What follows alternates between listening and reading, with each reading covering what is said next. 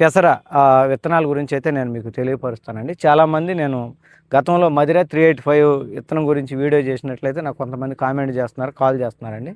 మదిర 385 అనేది ఎన్ని రోజుల పంట అని అడుగుతున్నారండి. ఇది ఇంచుమించుగా 80-90 రోజులండి. అంటే మన ఖరీఫ్‌లో ఒక రకంగా, రబీలో ఒక రకంగా ఉంటుందండి. ఏదైనా 80-90 రోజుల దాకా ఉంటుంది. ఇంకొకటి ఏంటంటే ఇది పల్లాకును పూర్తిగా తట్టుకునేటువంటి వెరైటీ అండి. కంపల్సరీ మనకి పల్లాకు అనేది రాదండి ఎట్టి పరిస్థితుల్లో. అలాగే మూడో ఏంటంటే ఈ మదిర 385 పాలిష్ వెరైటీ. అలాగే దీనికి ఉన్నటువంటి గొప్పదనం ఏంటంటే మొక్క హైట్ పెరుగుతుంది, అలాగే సైడ్ బ్రాంచెస్ వస్తుంది, గుత్తులు గుత్తులుగా కాపు రావటం జరుగుతుందండి. కాయ కూడా చాలా పొడుగుంటుంది, గింజ కూడా చాలా లావండి. సో కాబట్టి చాలామంది మదిర 385 లైక్ చేయడానికి దీనికి ఉన్నటువంటి గుణగణాలు ఇవేనండి. మనకు ఇంకొకటి ఏంటంటే ఇది అన్ని కాలాలకి అనుకూలం అండి. మనం ఖరీఫ్, రబీ, సమ్మర్లో కూడా దీన్ని మనం సాగు చేసుకోవచ్చు అండి. కొంత ఇది ఈ రసం పీల్చే పురుగులు తాకిడిని కూడా తట్టుకుంటుంది. అలాగే ముఖ్యంగా గుర్తుపెట్టుకోవాల్సింది అంటే పూర్తిగా పల్లాకును తట్టుకునేటువంటి వెరైటీ.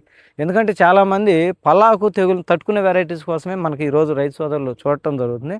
అందులో భాగంగా ఇప్పుడు ఉన్నటువంటి పెసర విత్తనాలు పెసర రకాల్లో కూడా మదిర 385 అనేది ప్రజెంట్ టాప్ వెరైటీ అండి. సో కాబట్టి నేను గతంలో చాలా వీడియోస్ చేసినప్పుడు నాకు చాలామంది డౌట్స్ వచ్చి అడుగుతున్నారండి.